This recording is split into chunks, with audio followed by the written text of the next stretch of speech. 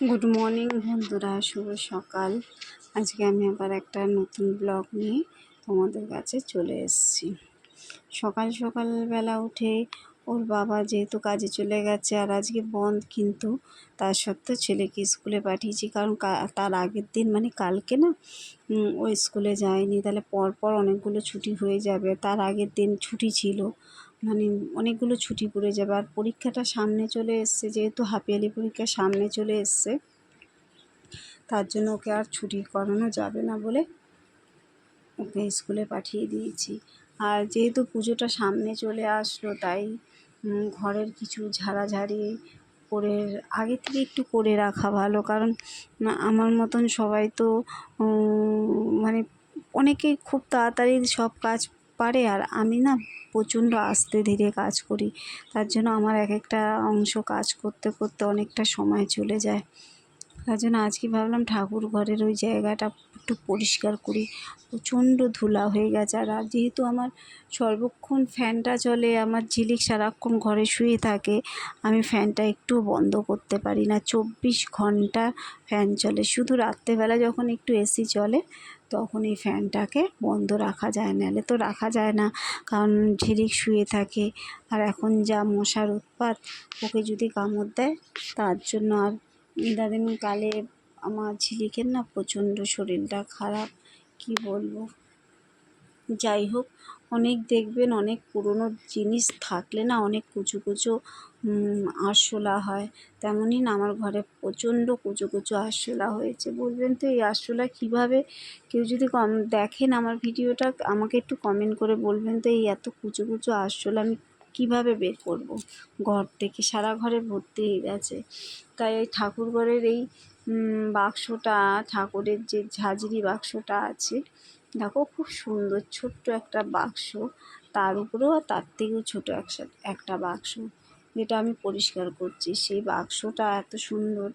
আর ও যেহেতু ফুটা ফুটা বাক্সটা না, কি বলে বালতি বাক্স, সেই বাক্সটার মধ্যে না প্রচণ্ড আরশোলা, ছোটো ছোটো ফাঁকাগুলো দিয়ে যেহেতু ঢুকে যায়, তাই আজকে আমি কী করেছি, যত পুরনো ঠাকুরের জামা কাপড় আছে সব ফেলে দিয়েছি।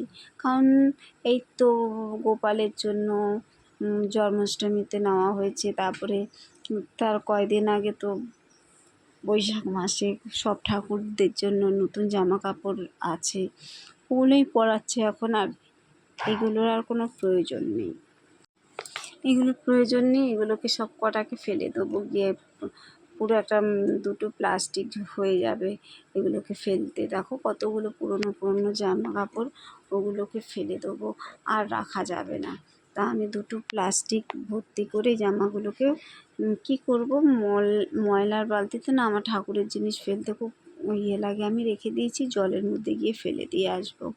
আর আজকে তো যেহেতু বন্ধ, সেহেতু না আমার কাজের মাসি আসেনি, জানো তো।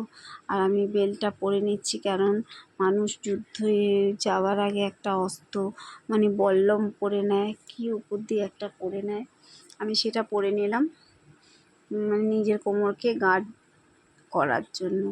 আমি তো ঝাড়াঝাড়ি করলে, তারপরে ঘর মুছলে আমার কোমরটা ব্যথা আবার আরম্ভ হয়, তাই আমি বেল্টটা পরে নিলাম, কারণ এত টাকা দিয়ে বেল্টটা পরেছি। আর বাবা যদি জানতে পারে যে আমি বেল্ট না পরে ঘরের কাজকর্ম করছি, তাহলে আমাকে দেবে। এই কোমর করে আমার অনেক টাকা খরচা হয়ে গেছে, 10-12 হাজার টাকার উপরে খরচা হয়ে গেছে। এমআরআই করা, তারপরে ডাক্তারের কাছে 2-3 বার ছোটা, ওষুধ কেনা, তারপরে কত রাজ্যের পরীক্ষা করা, তারপরে গিয়ে কোমর ব্যথা একটু কমেছে। নাহলে বলো একটা লোকের দ্বারাই কি এত কিছু কাজ করে এত কিছু করা সম্ভব? তার জন্য আমি একটুখানি নিজে সাবধানে থাকি, যদি দুটো পয়সা বাঁচাতে পারি। যাই হোক, ঘরের কাজগুলো করে আমি চলে আসলাম এখন রান্নার কাজে। রান্না মানে আজকে রান্না এমন তেমন কিছু করব না, ভাবছি শুধু মাছের ঝোল করব, ভাত করব। আর অনেক টুকটুক করে অনেকগুলো রান্না ফ্রিজে জমা পড়েছে, ওগুলো এবার গতি করতেই হবে, নাহলে আর হবে না। ব্যাপার হচ্ছে বাসিগুলো আমি খাই না বলবো না, ওইগুলো হচ্ছে সেই রবিবারের রান্না। রবির পরে সোম মঙ্গল আমার যেহেতু নিরামিষ পড়ে, তার জন্য আমার ওগুলো আর ধরাই হয় না, ওগুলো ঠিক বুধবারের নাগাদ আবার নামানো হয়। তাই আজকে ওগুলোকে নামাবো আর খাবো। আর মাছের ঝোলটা রেখে দিলাম, বাচ্চারা কি আর এসব খাবে, বাসি জিনিস খাবে? তাই মাছের ঝোলটা করছি, পেঁপে আর আলু দিয়ে মাছের ঝোলটা করবো। কারণ পেঁপেটা দেবো কেন, আগের দিন ওর বাবার খুব মাথা ব্যথা, গ্যাসের থেকেই মাথা ব্যথা হয়। আর মাইগ্রেনের মাথা ব্যথা হলে যাদের হয় তারা জানবে, তাদের কিন্তু বমিটা হয়, অনেকের বমি হয়। আর এটা হয় গ্যাসের থেকে, মাইগ্রেনের ব্যথা বেড়ে যায় হচ্ছে গ্যাস হলে। তাই জন্য ওর বাবাকে আমি আর আগের দিনের জিনিস খেতে হবে না, তাই মাছের ঝোলটা করে নিচ্ছি। আর আগের দিনে যা থাকবে ওগুলো আমি আর আমার মা মিলে খেয়ে নেবো, আর ওরা এই সাজটা খাবে। আর রাত্রেবেলা মনে হয় একটুখানি কিছু করতে হবে, করলে করবো, না করলে না করবো, যা আছে তাতে হয়ে যাবে। ওরা মাছের ঝোল আর আগের দিনে সোয়াবিনের তরকারিটা আছে, সোয়াবিনটা যেহেতু আগের দিনের, তাহলে ওটা ওর বাবাকে দিতে পারবো। সোয়াবিন আর মাছের ঝোল দিয়ে ওর বাবা খেয়ে নেবে, আর আমরা হচ্ছে অনেক দিনের আগেকার তরকারি দিয়ে আমি আর মা খেয়ে নেবো। যাই হোক, এসবের পর্ব চললো। এবার এইগুলো শেষ করে আমার যেতে হবে জুডোকে স্কুলে আনতে যেতে। আমি তো জুডোকে স্কুল থেকে এনেছি, তারপরে এবার ঝিলিককে মা খাইয়েছে, বলে যা খাইয়েছি ঝিলিক সব কটা বমি করে দিয়েছে। জানো তো, আমার মেয়েটার প্রচণ্ড শরীর খারাপ, কি বলবো, আর কিছু বলার নেই। খুব শরীর খারাপ, ও খাচ্ছে বমি করে দিচ্ছে, কয়দিন ধরে প্রচণ্ড জ্বর। এমন কি বলবো, জ্বর হলে ওর গায়ের থেকে না মানে জ্বর যে চলে যায়, কিন্তু ওর গাটা গরমটা অনেকক্ষণ থাকে। আর ওই সময় ও খুব কান্নাকাটি করে আর একটু কাঁপে। এই দেখো, ও কিন্তু খাওয়া দাওয়া হয়ে বমি টমি করে একসার করেছে। আমি স্কুল থেকে এসে সব কিছু ইয়ে করে মোছালাম। এখন ওকে একটুখানি ওষুধ খাওয়াবো, আমরা একটু খেয়ে নিই, তারপরে ওকে ওষুধ খাওয়াবো। কারণ এখন তো আমাদের জুডোটাকেও খেতে দিতে হবে, জুডোটা সেই সকালবেলা উঠেছে, ওকে খেতে দিয়ে তারপরে আমি ওষুধ খাওয়াবো। আর এদিকে দেখো, ও শুয়ে রয়েছে, যেহেতু গা হাত পা ভালো করে মুছে দিয়েছি, বমি করেছে, জল খাইয়ে দিয়েছি, আমার খাওয়া হয়ে গেছে, জুডোরও খাওয়া হয়ে গেছে। এবার ওকে আমি ওষুধগুলো খাইয়ে দেবো।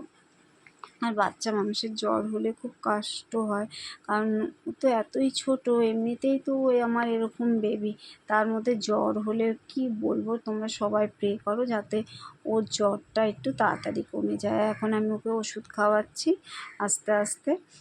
এবার তাহলে আমি এখন আজকের ব্লগটা এত পর্যন্তই রাখছি, কারণ ওষুধ টষুধ খাইয়ে তারপরে আমার একটুখানি বিশ্রাম নেওয়ার পালা। তাহলে আমি এখন আজকের ব্লগটা আমি এত পর্যন্তই করছি, টাটা।